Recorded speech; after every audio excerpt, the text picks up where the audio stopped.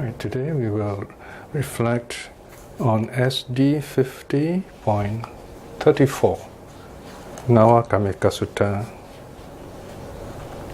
The Nawa Kamika discourse, or the discourse on renovation.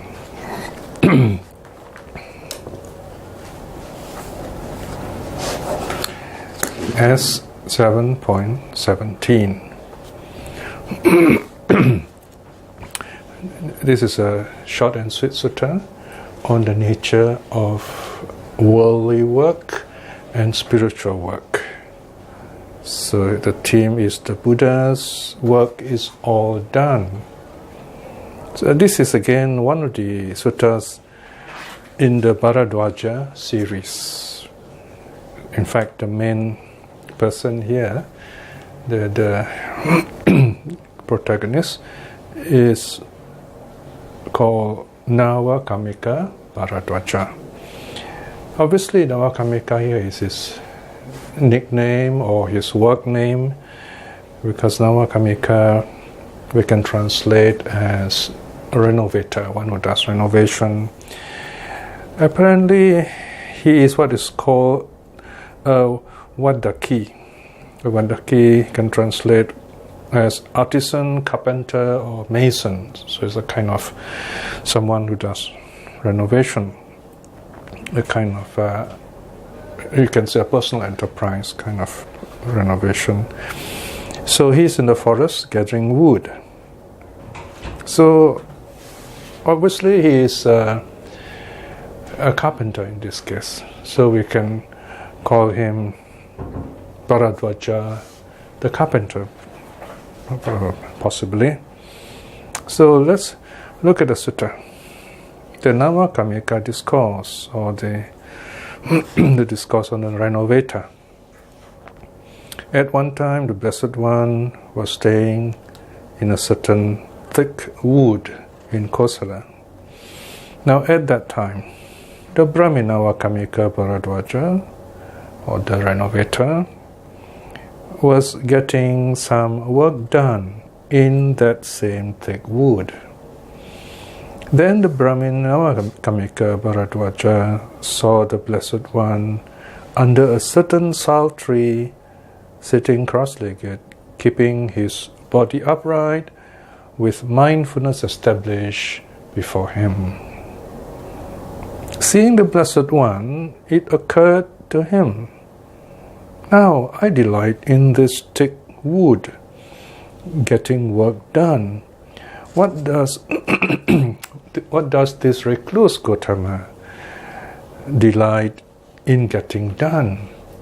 So here we see a very beautiful, almost you can say idyllic kind of countryside setting, a jungle. Well, not exactly a thick equatorial jungle. This is the equatorial forest of northern India. So it's not so wild with undergrowth as in the equatorial forest. So you have the Buddha sitting under a tree meditating. And here comes this Bharadwaja who is gathering wood, who is using wood for his trade. Now what's interesting here is we can see that even in the forest, you see this wonderful interaction between the Buddha and someone else. It could be anyone who passes by who sees the Buddha, and you have this wonderful interaction, this learning of the Dharma. So here we should be reminded that learning of the Dharma does not occur merely in the comfort of a classroom or a temple. It can be anywhere, especially in the open. Here, what is more open than a forest, right under a tree? So here, this Brahmin, this Nawa Kamika Bharadwaja, he's wondering, he says, "Look at this holy man. He's sitting all alone under a tree in the forest, and here I am. This is my place of work." Right? So this Brahmin collects wood, he cuts down a tree, he collects wood, and then he saws them, prepares them into planks and logs and so on. So he's thinking now, okay, what does this holy man do? What kind of work does he do? So here again we're reminded of another Bharadwaja, Kasi Bharadwaja. When the Buddha comes to him, again he asks the Buddha, what work do you do? So we often see this kind of interaction where the world meets the Buddha, and this person of the world will ask the Buddha, what do you do? What kind of work do you do? All right? So you have this interaction. So here is this very beautiful interaction where you see Navakamika Bharadwaja asking the Buddha just this question. Okay, he questions the Buddha in verse. I suppose he recognizes that the Buddha is from the Kshatriya class, kind of the high class of those days. So he addresses him in verse. Section 5. Then the Brahmin Navakamika Bharadwaja approached the Blessed One and uttered this verse. With what work are you occupied, Bhikshu, in this Sal forest, that you find delight, Gautama, all alone in the forest? Right, from this verse, it's clear that he knows that this is a monk, and he's also Gautama, so the Buddha is already quite famous. Either that, or there are some aspects earlier on here which is not recorded. Like, for example, he greets the Buddha, introduces himself. So that introduction is kind of not mentioned here. So we are given that he knows it's Gautama Buddha, so he addresses him so. I suspect in this case, since he asked this question, they would have introduced themselves first, and he now knows the Buddha is from Sakya clan. He has renounced the world, so he's very keen to know what kind of work is he doing. So it's just two questions here. One is by the Brahmin, and the other is an answer by the Buddha, and that's the lesson, that's the beautiful verse of the sutta. The Buddha replies and says, Na me vanasming karaniyang ati uchina mulang me vanang visukang swahang vane nibbanato visalo eko rame arating vipahayati. Now the first line means, the Buddha says, there is for me nothing to be done in the forest. And that's quite a surprise for the Brahmins as well. I'm here, but I have nothing to do. So basically he's saying, I'm enjoying myself in this beautiful forest. Then, second line, he says, cut down at the root. My wood is dried up. So again, the Buddha is talking on a higher level here, or a deeper level if you like, not the level of the world. He's using the language of the Brahmin, the language of the forest, the language of trees. And he says, the Brahmin cuts down wood to make logs and planks, but the Buddha says, I've cut down the wood. A totally different meaning, same action but different meaning. The Buddha has cut down the tree, and not just the tree here, it's the whole forest, the wood. This, and the word here is still the same as vanang, forest, but you have a pun here. The forest here represents defilements, craving, if you like, ignorance, because the forest can be quite dark. So I've cut down the wood, I've cut down the forest. So in other words, he has removed his defilements. My wood is dried up. So here we have this imagery of water, and often enough we have water being used as a imagery for defilements. So here the wood is dried up. No more growth. This plant will not grow anymore. There's no more suffering, no more karma, no more rebirth. So the wood is dried up. Then the third line, the Buddha says, I'm one out of the wood, dart removed. In the forest, alone I delight, having abandoned discontent. Right, so here we have this word nibbanato or nibbanata. Okay, now this is sounds almost like nibbana, but nibbana has got a long middle vowel, but here is a short one, nibbana. Here nibbana comprises of two components. You have ni in front, meaning here ni means out of, or it can also mean not, and then plus wana. Literally it means out of the wood, the forest. Here we can amplify the translation and render it as out of the forest of defilements, out of the forest of desire, out of the forest of ignorance, if you like. So let's read this line again. The Buddha says, I'm one out of the forest of defilements. Okay, so we know what he's talking about, his awakening.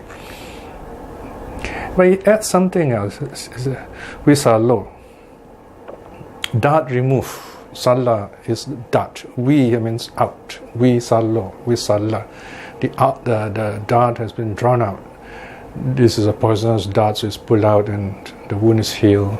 Just like in the Mahamalunkyaputta Sutta. Here, suffering has been removed from me, says the Buddha. He's awakened, he's happy, no more rebirth. So, conclusion, last line. In the forest alone I delight. Right, so here the Buddha says, I'm happy all by myself. I don't need a second, I don't need a partner, I don't need a family. I'm just happy the way I am in this forest. Okay, so now it's the natural environment, this spacious place that he delights in because he is awakened. Having, and why? The last phrase tells us, having abandoned discontent, arating. Okay, I've given up discontent. Arating, here's the negative component. Rati means delight, pleasure. So here the Buddha says, I have overcome this arati, discontent, not finding pleasure. I've given it up. I neither show liking for what is pleasant or dislike for what is unpleasant. I am just at peace with myself. I'm happy. So that's discontent, right? Now this beautiful verse has a power role in another sutta, the as 8.2, that is the Wangisa Arati Sutta. In fact, that sutta is named by this word itself, Arati. And in the first page of the introduction, you have two versions of the verses given to you. In fact, this verses is so popular. It appears in S 8.2 as the Wangisa Arati Sutta, and also in his Theragatha, THA 1, 2, 1, 14, 12, 14. This is a very beautiful verse. So let me just read to you the Theragatha version. They're almost the same, basically, just one or two words different. Arating rating cha pahaya, says Wangisa, is the poet, okay? Having abandoned discontent and delight. Arating rating cha pahaya. Sabbaso gehasitan cha vitakan. And all household related thoughts. Sabbasos, all gehasita related to the household, and vitaka is thought. So I've given up all thinking about house, family, and so on. Wanatta nang karya kuhinchi. Okay, here we see another interesting word, forest word, wanatta. Wana means forest. Ta is is from the Sanskrit shta, meaning a place, so a wood place, a place where there is wood, there's lots of forests. Vanatang na karya kuinchi, meaning let one not have any lust towards anything. Okay? Or if you like, you can translate this, let's have nothing to do with the forests of defilement, if you like. So different ways of translating it. And then the last line, line 4, has another forest word, which is also found in our sutta today, the Navakamika Sutta. Nibbanato anato sahi bhikkhu. Okay, this is the verse from the Theragatha. Nibbanato anato sahi bhikkhu. Now, in the Sangyutta, only the small little word, the third word sa, becomes cha in the Sangyutta Nikaya. So there's a little difference. Cha means something like and, sa here means he. But if you read it overall, the meaning is the same. The difference is purely a poetic sound. Nibbanato anato sahi bhikkhu. Nibbanato means out of the wood. Remember I explained it earlier. Nib, from the prefix ni, meaning out, and then you have bana is wana, forest, and then to against place, ta becomes to. So out of the place of the forest, or this forested place. Now there's a new word here, a rare word, anato. It means not bent. Now here again, it's a kind of forest word. You find trees are bent, plants bend when the wind blows, meaning inclined to do worldly things. But here, the arahat, the mindful person, is not bent, it's unbent, not crooked, in other words. That person, sahi, is bhikkhu, is a monk, is truly a monk. So when we translate the whole line, the one out of the wood, bent tree, he is a monk. So here we have a very interesting overlapping of meaning. Now in English you have the saying, out of the wood. Out of the wood means out of danger. But here out of the wood means much more than that. Free from suffering, free from ignorance, totally liberated. So the arahat is one who's out of the wood. Interestingly, here again we see nibbana with a short a, nibbana, okay, out of the wood. And then you have nibbana, one who is quenched, right? So sometimes the two words are kind of exchanged in certain places, right? So they can, under in certain contexts, refer to the same thing. So here we see it's a poetic kind of a look at the Buddha's teaching as the experience of awakening of the Buddha. You can use words in different ways to express this wonderful joy and peace and wisdom of awakening. So once again, let's look at what the Buddha says to Navakamika Pararaja. The Buddha says, there is for me nothing to be done in the forest. Cut down at the root, my wood is dried up. I'm one out of the wood. That removed, in the forest alone I delight, having abandoned discontent. So there you are. We see the Buddha using forest language in both a negative sense and a positive sense, reminding us that language can be used in different ways to express the joy of the Dhamma, the bliss of awakening. So do read this short sutta, reflect on its beauty and its truth. Now we've come to the end of this reflection. Let us, whenever we can, spend quiet moments to connect with the Buddha's teaching, which is still with us. In other words, the path is still open, it's still there, we can still walk on it.